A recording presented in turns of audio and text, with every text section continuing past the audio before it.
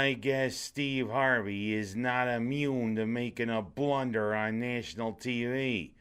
Boy, was that a moment there the other night at the Oscars. Yeah, it was a pretty good Oscar telecast until that moment. Of course, everybody wondered, how did it happen? Well, I mean, there's accountants from Price Waterhouse, the accountants who take care of the Oscar envelopes. Apparently, he might have gotten a little carried away with that tweet after Emma Stone won her Oscar for Best Actress. And the thing is, apparently, they have two envelopes, one the original, one a copy. I guess he got so carried away making that tweet that he handed Warren Beatty and Faye Dunaway the wrong envelope. Well, of course, there was that little awkwardness when Beatty opened the envelope, and of course, Beatty's known sometimes for awkward silence, especially because he's notoriously camera shy when he talks. And, well, of course, from all those years, he romanced all those women until he called that armistice when he met and married Annette Bening.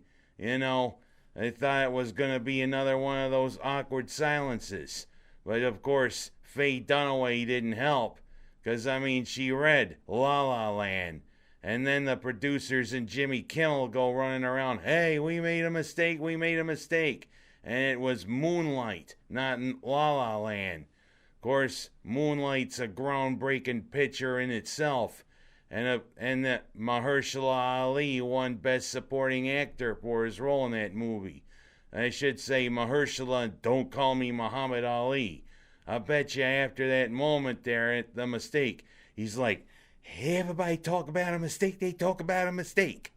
Of course, that's the wrong Ali. But of course, he could have imitated good old Muhammad, if you know what I mean. But then, I mean, everybody's saying, what happened? And of course, the accountant who did that, I guess his name is Cullinan. I guess he's not going to be installing any water systems. Hey, Cullinan, man! Oh, wrong thing. But I do want to ask one thing about Jimmy Kimmel. Is there something I'm missing here with this thing with Matt Damon? It seems as though all throughout the broadcast, he was either, making jokes about Matt Damon or whatever. And of course, when he's walking down the aisle there, Matt Damon trips him. Is there something I'm missing here? Is there some animosity between the two of you? Well, it's a national broadcast. Hey, if you got a beef with him, couldn't you have put it aside? Of course, everybody there has a beef with Donald Trump, especially Gail Garcia Bernard, talking about, hey, there shouldn't be a wall between cultures. Oh yeah? Tell that to all your countrymen who are entering this country illegally, Mr. Bernard. All in all, was a great award ceremony. La La Land picking up 6 awards. Casey Affleck winning Best Actor and a Best Supporting Actress. A terrific speech by Viola Davis. Of course, I kind of wonder about her brother, Violin. Probably they played off of each other quite a bit, if you know what I mean. But whatever. Nice ceremony until that blunder. But I gotta say, hey, enough with blunders. Miss Universe, the Oscars, we gotta have a nice, smooth thing. And of course, people are tweeting about what happened there when they had the in memoriam segment. Couple people got omitted, and in one case, they put the wrong picture up. And it devastated the family and friends of one person. Hey, when you're honoring a person who passed away, put up the right picture, not someone who's still alive. And what about not honoring Alexis Arquette? The Arquette family's definitely mad, especially Rosanna and Patricia.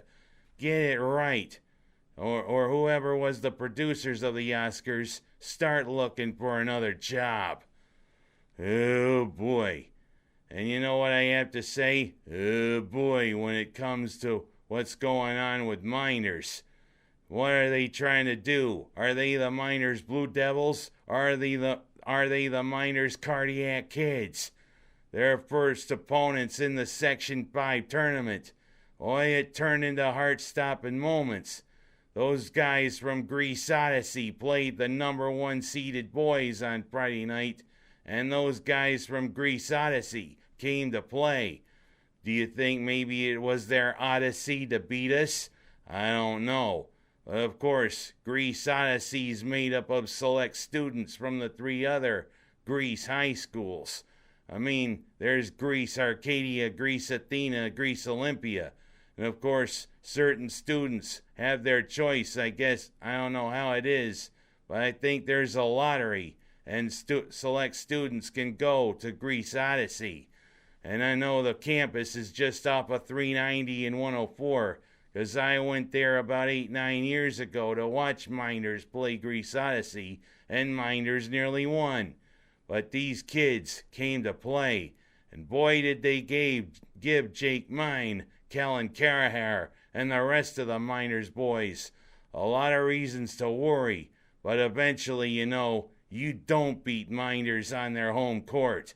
And we pulled out a 61-51 victory. Now it's Early College, one of the new high schools that's formed out of the Rochester School District. That's right around where Wilson Magnet High School is located in the city.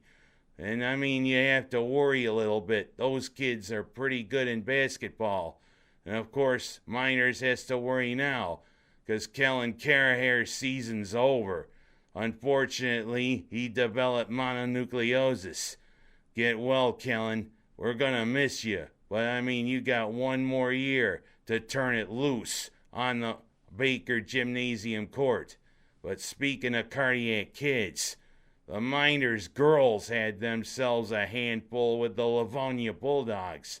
Yeah, those dogs from the north end of Canisius and Hemlock Lakes. They came to play. Of course, they're the defending state champions.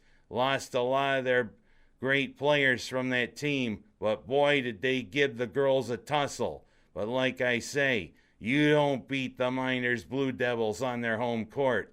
It took us to overtime, but we dispatched the Bulldogs 57-50. Next up, it's going to be those Raiders from Steuben County. I'm talking about Hornell.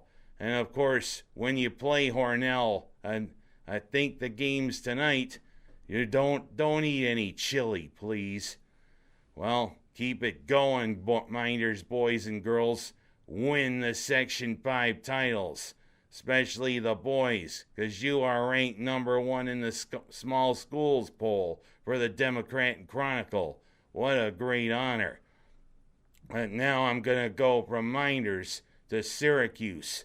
You gotta wonder, what's with the Orange now? It seems as though they're heroes one time and they're bums the next time. Yeah, the Mike Krzyzewski and the Blue Devils come up to the Carrier Dome court.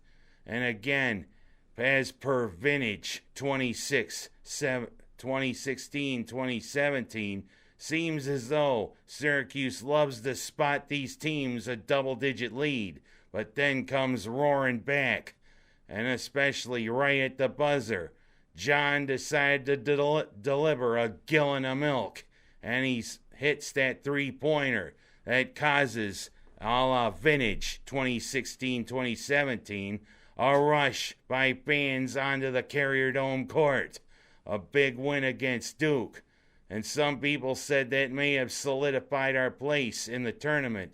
But again, we went back on the bubble. Because, hey, we go down to play Rick Pitino and the Louisville Cardinals, and we lay an egg. A big 88-68 egg against Louisville. I mean, it seemed as though we were safe after playing Duke. Now we're in trouble again. And we need to get away from trouble, because, I mean, Saturday is the final regular season game for the Orange against those Yellow Jackets in the Dome. And you know what? I think this may be the tipping point for the Orange. They can win on their home court, but they showed when they get away from the court, they're bums. They suck. What's with this team? I mean, we got Georgia Tech, and then we got the ACC tournament next week at the Barclays Center. If we can't win any games in the ACC tournament, hell, NIT bound we're going to be. Well, that's all the ranting I have time for this week. No more blunders, no more anything. Come on, Orange. Come on, Oscars. And come on, Minders.